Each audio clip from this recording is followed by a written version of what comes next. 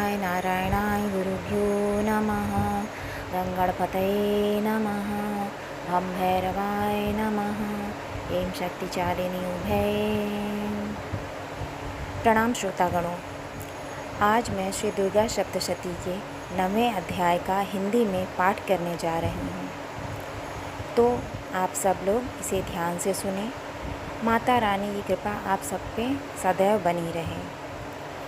सर्वमंगल मांगल्ये शिवे सर्वार्थ साधिके शरण्ये त्र्यंबके गौरी नारायणी नमोस्तुते। तो चलिए मैं पाठ प्रारंभ करती हूँ। मैं अर्धनारीश्वर के श्री विग्रह की निरंतर शरण लेता हूँ। उनका वर्ण बंदूक पुष्प और सुवर्ण के समान रक्त पीत मिश्रित है। वह अपनी भुजाओं में सुंदर अक्षमाला, पाश, अंकुश और वरद मुद्रा धारण करती हैं। अर्धचंद्र उनका आभूषण है तथा वह 3 नेत्रों से सुशोभित हैं। राजा ने कहा, भगवान, आपने रक्त बीज के वध से संबंध रखने वाला देवी चरित्र का यह अद्भुत महात्म्य मुझे बतलाया। अब रक्त बीज के मारे जाने पर अत्यंत क्रोध में भरे हुए शुंभ और निशुंभ ने जो कर्म किया उसे मैं सुनना चाहता हूँ।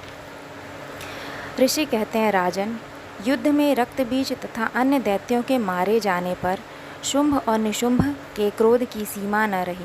अपनी विशाल सेना इस प्रकार मारी जाती देख निशुंभ अमर्ष में भरकर देवी की ओर दौड़ा। उसके साथ असुरों की प्रधान सेना थी। उसके आगे पीछे तथा पार्श्व भाग में बड़े बड़े असुर थे, जो क्रोध से ओठ चबाते हुए देवी को मार डालने के लिए आए। महापराक्रमी शुंभ भी अपनी सेना के साथ मातृगणों से युद्ध करके क्रोधवश चंडिका को मारने के लिए आ पहुंचा। तब देवी के साथ शुंभ और निशुंभ का घोर संग्राम छिड़ गया। वे दोनों दैत्य मेघों की भांति बाणों की भयंकर वृष्टि कर रहे थे। उन दोनों के चलाए हुए बाणों को चंडिका ने अपने बाणों के समूह से तुरंत काट डाला और शस्त्र समूहों की वर्षा करके उन दोनों दैत्यपतियों के अंगों में भी चोट पहुंचाई। निशुंभ ने तीखी तलवार और चमकती हुई ढाल लेकर देवी के श्रेष्ठ वाहन सिंह के मस्तक पर प्रहार किया। अपने वाहन को चोट पहुंचने पर देवी ने शूरप्र नामक बाण से निशुंभ की श्रेष्ठ तलवार तुरंत ही काट डाली और उसकी ढाल को भी, जिसमें 8 चांद जड़े थे, खंड खंड कर दिया। ढाल और तलवार के कट जाने पर उस असुर ने शक्ति चलाई, किंतु सामने आने पर देवी ने चक्र से उसके भी 2 टुकड़े कर दिए। अब तो निशुंभ क्रोध से जल उठा और उस दानव ने देवी को मारने के लिए शूल उठाया, किंतु देवी ने समीप आने पर उसे भी मुक्के से मारकर चूर्ण कर दिया। तब उसने गदा घुमाकर चंडी के ऊपर चलाई, परंतु वह भी देवी की त्रिशूल से कटकर भस्म हो गई। तदनंतर दैत्यराज निशुंभ को फरसा हाथ में लेकर आते देख देवी ने बाण समूहों से घायल कर धरती पर सुला दिया। उस भयंकर पराक्रमी भाई निशुंभ के धराशाही हो जाने पर शुंभ को बड़ा क्रोध हुआ और अंबिका का वध करने के लिए वह आगे बढ़ा। रथ पर बैठे बैठे ही उत्तम आयुधों से सुशोभित अपनी बड़ी बड़ी 8 अनुपम भुजाओं से समूचे आकाश को ढक कर वह अद्भुत शोभा पाने लगा। उससे आते देख देवी ने शंख बजाया और धनुष की प्रत्यंचा का भी अत्यंत दुस्सह शब्द किया। साथ ही अपने घंटे के शब्द से, जो समस्त दैत्य सैनिकों का तेज नष्ट करने वाला था, संपूर्ण दिशाओं को व्याप्त कर दिया।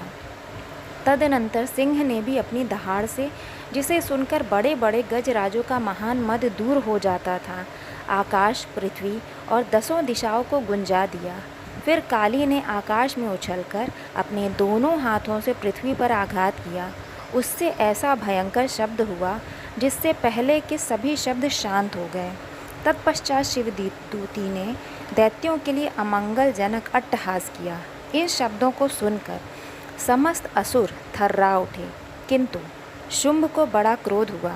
उस समय देवी ने जब शुंभ को लक्ष्य करके कहा, ओ दुरात्मन, खड़ा रह, खड़ा रह, तभी आकाश में खड़े हुए देवता बोल उठे, जय हो, जय हो। शुंभ ने वहां आकर ज्वालाओं से युक्त अत्यंत भयानक शक्ति चलाई। अग्नि में पर्वत के समान आती हुई उस शक्ति को देवी ने बड़े भारी लूके से दूर हटा दिया। उस समय शुंभ के सिंहनाद से तीनों लोग गूंज उठे। राजन, उसकी प्रतिध्वनि के वज्रपात के समान भयानक शब्द हुआ जिसने अन्य सब शब्दों को जीत लिया। शुंभ के चलाए हुए बाणों के देवी ने और देवी के चलाए हुए बाणों के शुंभ ने अपने भयंकर बाणों द्वारा सैकड़ों और हजारों टुकड़े कर दिए। तब क्रोध में भरी हुई चंडिका ने शुंभ को शूल से मारा। उसके आघात से मूर्छित हो वह पृथ्वी पर गिर पड़ा। इतने में ही निशुंभ को चेतना हुई और उसने धनुष हाथ में लेकर बाणों द्वारा देवी काली तथा सिंह को घायल कर डाला। फिर उसने दैत्य राज ने 10,000 बाहें बनाकर चक्रों के प्रहार से चंडिका को आच्छादित कर दिया। तब दुर्गम पीड़ा का नाश करने वाली भगवती दुर्गा ने कुपित होकर अपने बाणों से उन चक्रों तथा बाणों को काट गिराया। यह देख निशुंभ दैत्य सेनापति के साथ चंडिका का वध करने के लिए हाथ में गदा ले बड़े वेग से दौड़ा। उसके आते ही चंडी ने तीखी धार वाली तलवार से उसकी गदा को शीघ्र ही काट डाला। तब उसने शूल हाथ में ले लिया। देवताओं को पीड़ा देने वाले निशुंभ को शूल हाथ में लिए आते देख चंडिका ने वेग से चलाए हुए अपने शूल से उसकी छाती छेद डाली। शूल से विदीर्ण हो जाने पर उसकी छाती से एक दूसरा महाबली एवं महापराक्रमी पुरुष खड़ी रह कहता हुआ निकला।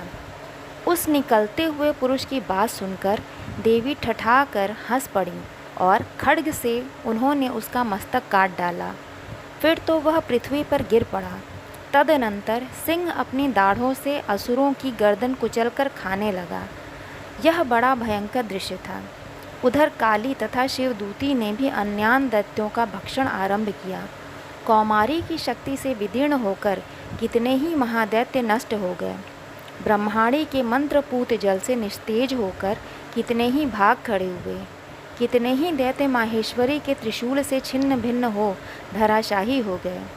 वाराही के थुथुन के आघात से कितनों का पृथ्वी पर कचूमर निकल गया। वैष्णवी ने भी अपने चक्र से दानवों के टुकड़े टुकड़े कर डाले।